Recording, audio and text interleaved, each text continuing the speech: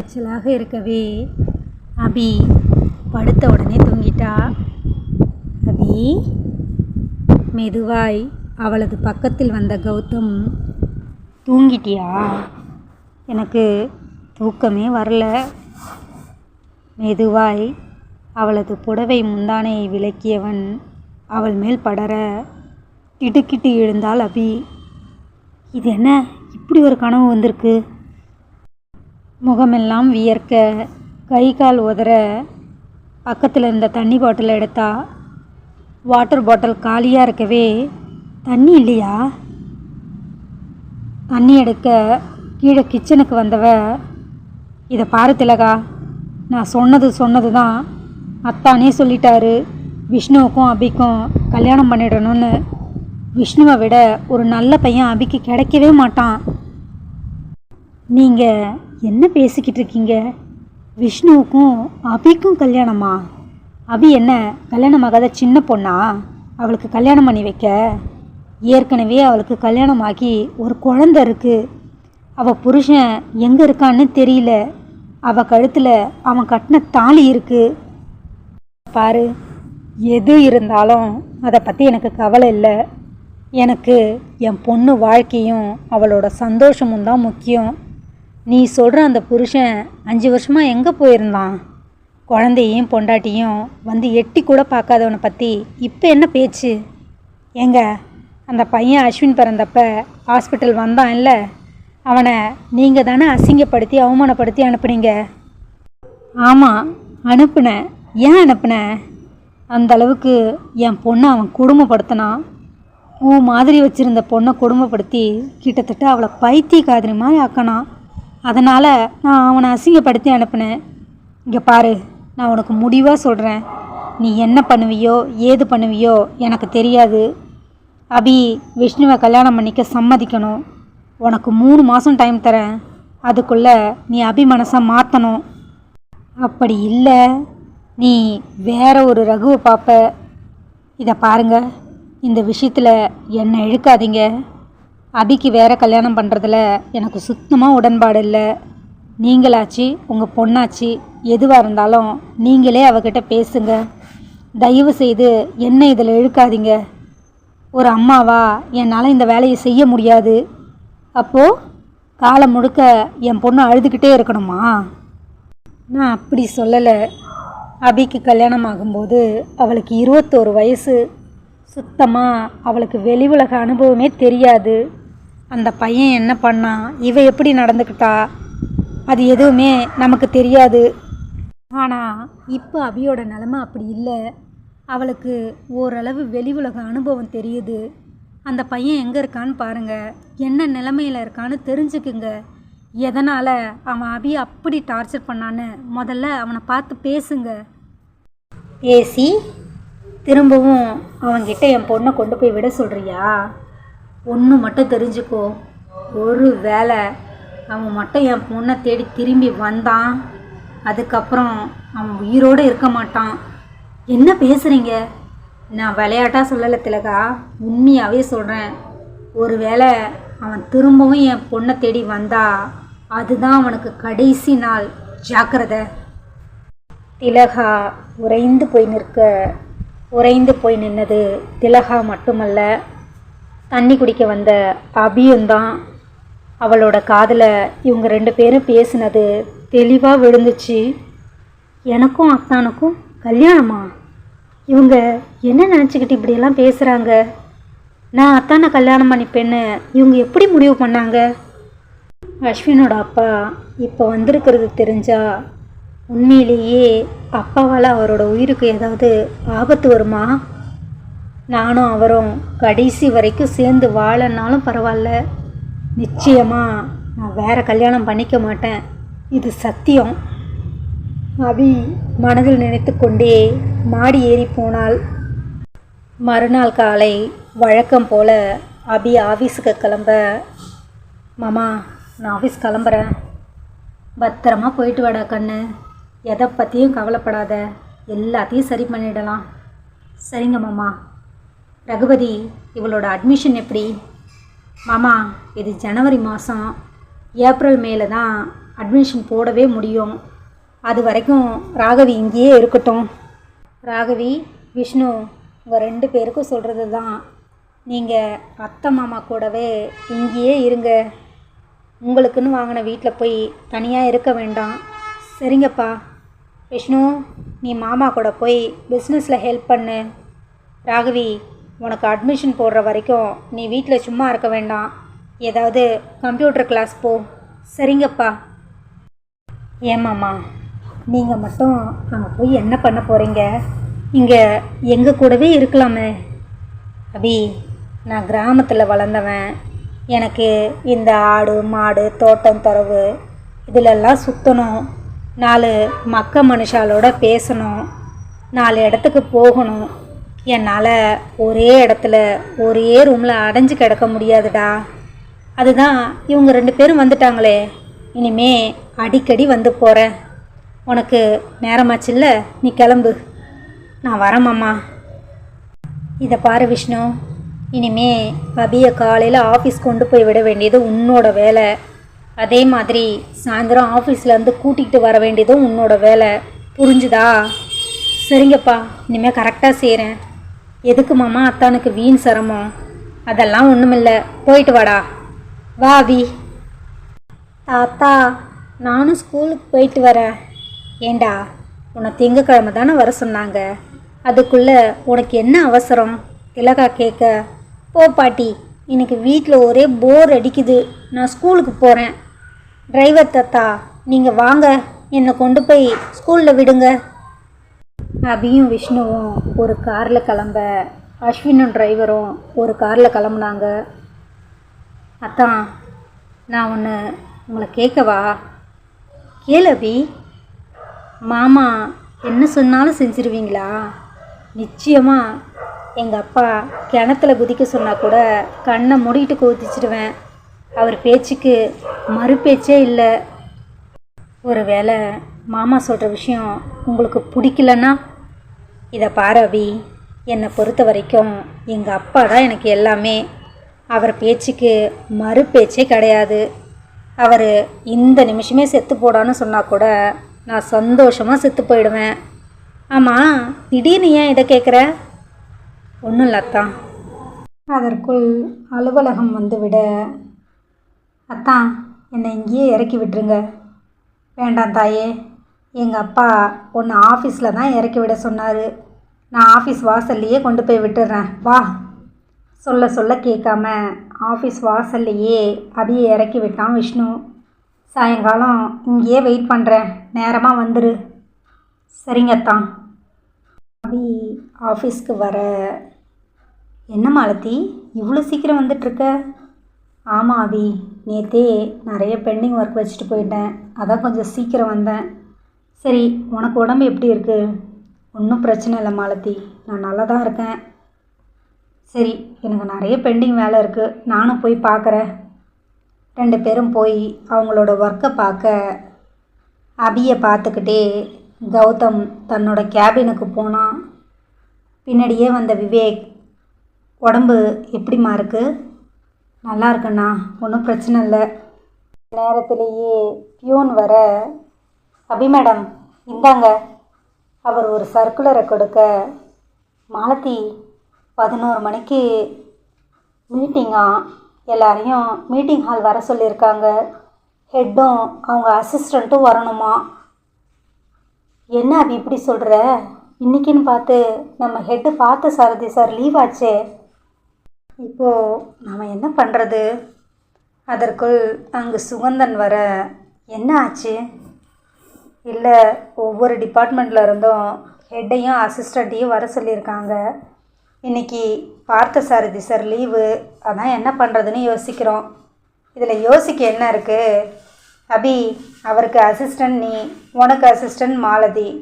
So நீங்கள் 2 பேரும் கிளம்புங்க. என்ன சார் விளையாடுறீங்க? அபி, நான் விளையாடல, உண்மையாக தான் சொல்கிறேன். நீயும் மாலதியும் போங்க. சரி, மணி 11 ஆக போகுது, நானும் மீட்டிங் வரணும், எல்லோரும் போகலாம் வாங்க. 8 டிபார்ட்மெண்ட்டில் இருந்தோம் 2 பேர் வர, மேனேஜர் சுகந்தன் உட்பட எல்லாருமே சீட்டில் வந்து உட்காந்தாங்க. சரியாக 11 மணிக்கு கௌதமும் விவேக்கும் வர நார்மலாக கம்பெனியோட அப் அண்ட் டவுன் பற்றி பேசிக்கிட்டு இருந்தவங்க, சரி கடைசியாக ஒரு விஷயம், எனக்கு பர்சனலாக ஒரு அசிஸ்டண்ட் வேணும், இங்கே ஹெட்டுங்க யாரையும் எடுக்க முடியாது, அவங்களுக்கு அடுத்தபடியாக இருக்கிற யாராவது ஒருத்தவங்க என் கூடவே இருக்கிற மாதிரி இருக்கணும், யார் வரீங்க? எல்லாருமே ஒருத்தரை ஒருத்தர் பார்த்துக்க. அப்போ உங்கள் யாருக்குமே இன்ட்ரெஸ்ட் இல்லை அப்படித்தானே? எல்லாரும் அமைதியாக இருக்க. சரி, ஓகே. மேனேஜர் சார், உங்களோட சஜஷன் யார்? எனக்கு தெரிஞ்சு அபியை போடலாம் சார். அபி நல்லா டெடிகேட்டட் ஸ்டாஃப். திடுக்கிட்டு போய் அபி மேனேஜரை பார்க்க, அபி எம்டி சார் பக்கத்தில் போயிட்டா அவகிட்ட சகஜமாக பேச முடியாதே, இப்போ என்ன பண்ணுறது? சுகந்தன் மூளை குறுக்குத்தனமாக யோசிக்க, என்ன சுகந்தன், நீங்கள் என்ன சொல்கிறீங்க? சார், மாலத்தியை போடலாம் சார். சார், என்னையா மாட்டி விடுறீங்க? மாலத்தி கேட்க, ஆமாம் சார், பார்த்தசாரதி சார் இல்லைன்னா அபி எல்லாத்தையும் பார்த்துக்குவாங்க, அவங்க இல்லைன்னா இங்கே கஷ்டம் சார். பார்த்தசாரதி சார் இல்லைன்னா தானே அபி பார்த்துப்பாங்க, அவர் தான் இருக்காருல்ல, ஸோ அவர் பார்த்துப்பாரு. அப்போது இனிமேல் அபியை மற்ற எந்த வேலையிலையும் எடுக்காதீங்க, அவங்க என் கூட பர்சனலாக மட்டும்தான் இருப்பாங்க, ஓகேவா? கௌதம் சொன்ன அடுத்த அரை மணி நேரத்தில் கடகடன்னு அபியோட சிஸ்டமும் டேபிளும் கௌதம் ரூமுக்கு போயிடுச்சு. அபி நடக்கிறதையெல்லாம் வேடிக்கை பார்த்துக்கிட்டு இருக்க. அபி, என்ன பார்த்துக்கிட்டு இருக்க? என்னால் முடியாதுன்னு போய் சொல்லு போ. சுகந்தன் சொல்ல, சார் என்ன பேசுகிறீங்க? எம்டி சார் சொல்லும்போது நான் எப்படி முடியாதுன்னு சொல்ல முடியும்? என்னவோ போ. அபியிடம் எரிந்து விழுந்து விட்டு தன்னுடைய கேபினுக்கு போயிட்டான் சுகந்தன்.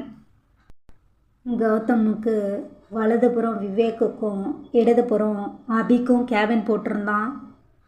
இதை பாருங்க அபி, இது வரைக்கும் நீங்கள் பார்த்துக்கிட்டு இருந்த எல்லா ஒர்க்கையும் மாலதிக்கிட்ட ஹேண்ட் ஓவர் பண்ணிவிடுங்க. இதுக்கப்புறம் நான் என்ன சொல்கிறேனோ அதை மட்டும் நீங்கள் செஞ்சால் போதும், ஓகேவா? Okay sir. மாலத்திக்கிட்ட எல்லாத்தையும் ஹேண்ட் ஓவர் பண்ணிவிட்டு அபி தன்னோட சீட்டில் வந்து உட்காரவே 12:30 ஆயிடுச்சு. தன்னோட கேபினை அரேஞ்ச் பண்ணி எல்லாத்தையும் ரெடி பண்ணவ ஒர்க் பிஸியில் டைம் ஆனதையே கவனிக்கலை. பியூன் அபிக்கு லஞ்ச் பேக் எடுத்துகிட்டு வந்து கொடுக்க டைம் பார்த்தா மணி 1:30. என்ன அபி, லஞ்ச் பேக் இவ்வளோ பெருசாக இருக்குது? விவேக் கேட்க, அது இல்லைண்ணா, எப்போதுமே அம்மா 3 பேருக்கு சாப்பாடு கொடுப்பாங்க.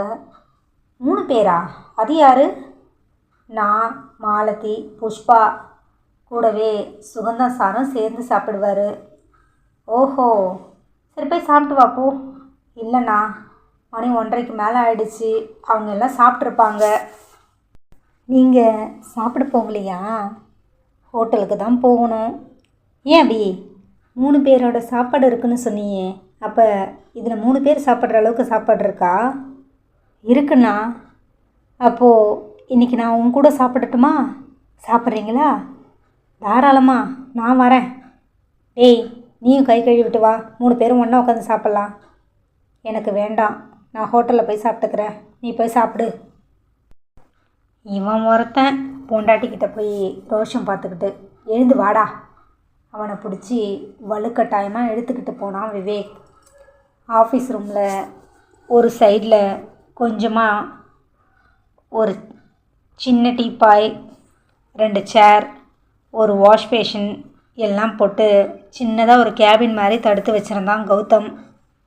சேரில் உட்காந்தா சரி வராது, இருங்க. விவேக் சேர் 2ஐயும் ஒன்றா போட்டுட்டு டீப்பாயும் ஓரம் எடுத்து போட்டு 2 பேரும் தரையில் உட்கார அபி சாப்பாட்டை எடுத்து வச்சா. சாதம், சாம்பார், வத்தக்குழம்பு, கூட்டு, பொரியல், அப்பளம், வடை, பாயசம், உப்பு, ஊறுகாய், ஊறுகாய் மிளகா, ஒரு மினி விருந்தே இருந்துச்சு. என்ன அபி, இவ்வளோ ஐட்டம் இருக்குது? ஏதாவது விருந்தா என்ன? ஆமாம் அண்ணா, விருந்து சாப்பாடு தான். மாமா ஊர்லேருந்து வந்திருக்காங்க. மாமாவா? அது யார்? அப்பாவுடைய அக்கா வீட்டுக்காரர். ஓஹோ, அதான் விருந்து செஞ்சுருக்காங்களா?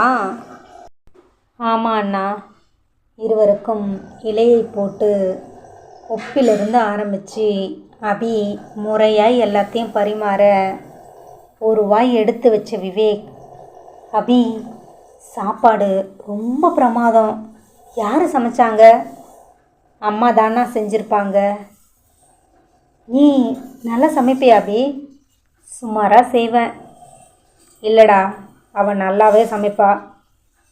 அபியை முந்திக்கொண்டு கௌதம் பதில் சொல்ல, கௌதமுக்கும் விவேக்குக்கும் அபி பார்த்து பார்த்து ஒன்று ஒன்றையும் பரிமாற, இன்னும் கொஞ்சம் வச்சுக்கோங்கண்ணா.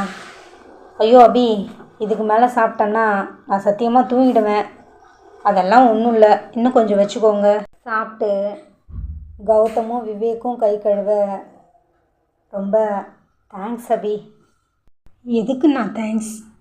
இல்லை அபி, நாங்கள் 2 பேருமே அனாதர ஆசிரமத்தில் வளர்ந்தவங்க. இது வரைக்கும் யாருமே எங்களை இந்த மாதிரி உட்கார வச்சு பார்த்து பார்த்து பரிமாறினதில்லை. நாங்கள் ஆசிரமத்தில் இருக்கும்போது என்னைக்காவது யாராவது ஒருத்தவங்க பிறந்த நாள், கல்யாண நாள்னு நல்ல சாப்பாடு போடுவாங்க. மற்ற நாளெல்லாம் என்ன கிடைக்குதோ அதை தான் சாப்பிட முடியும். எத்தனையோ நாள் சாப்பாடு பிடிக்காமல் நாங்கள் 2 பேரும் சாப்பிடாமல் பட்னியாக இருந்திருக்கோம். சாப்பிட்டியா இல்லையா? சாப்பிடலைனா ஏன் சாப்பிடலை? சாப்பாடு பிடிக்கலையா? என்ன வேணும்னு கேட்கக்கூட எங்களுக்கு யாரும் கிடையாது. என்ன அவன் கேட்பான், அவனை நான் கேட்பேன். வாழ்க்கையில் எவ்வளவோ அவமானம், அசிங்கம், கஷ்ட நஷ்டம் எல்லாத்தையும் பார்த்துட்டு இன்றைக்கி ஓரளவு நல்ல நிலைமைக்கு வந்துட்டோம். இருந்தாலும் அந்த தனிமை மட்டும் எங்களை விட்டு போகவே இல்லை. நாங்கள் அம்மா அப்பா முகத்தை கூட பார்த்தது கிடையாது. யாருமே இல்லாமல் வாழறது ரொம்ப கொடுமை. அவன் சொல்லுவதை கேட்ட அபிக்கு தன்னுடைய சொந்த பந்தங்களை நினச்சி உண்மையிலேயே கண் கலங்கிடுச்சு. அவள் கூட இருந்த 2 மாதத்தில் ஒரு தடவை கூட கௌதம் இதையெல்லாம் சொன்னதில்லை. அபி கௌதமையே பார்த்துக்கிட்டு இருக்க, நீங்கள் என்ன ஃபீல் பண்ணுறீங்க? சீக்கிரமாக ஒரு கல்யாணம் பண்ணிக்கலாம்ல? கல்யாணமா? நானும் கல்யாணம் பண்ணிக்கிட்டு போயிட்டா இவனோட நிலமை? அவருக்கும் ஒரு நல்ல பொண்ணாக பார்த்து சீக்கிரம் கல்யாணம் பண்ணி வச்சுருங்க.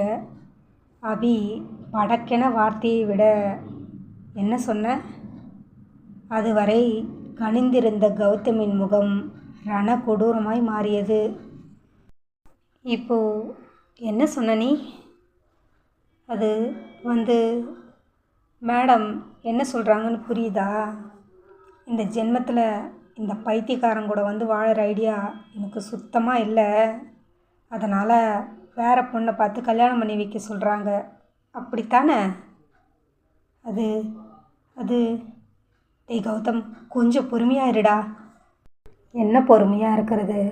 என்ன சொல்கிறா கேட்டல்ல? இங்கே பாரு, நீ என் பொண்டாட்டி, எனக்கு நீ முழுசாக வேணும். இதுக்கப்புறம் நீயும் குழந்தையும் இல்லாமல் என்னால் இருக்க முடியாது. உன்னோட மனநிலைமையும் உடல் நிலைமையும் மனசில் வச்சு தான் 5 வருஷமாக உன்னை தொல்லை பண்ணாமல் பைத்தியக்கார மாதிரி சுற்றிக்கிட்டு இருந்தேன்.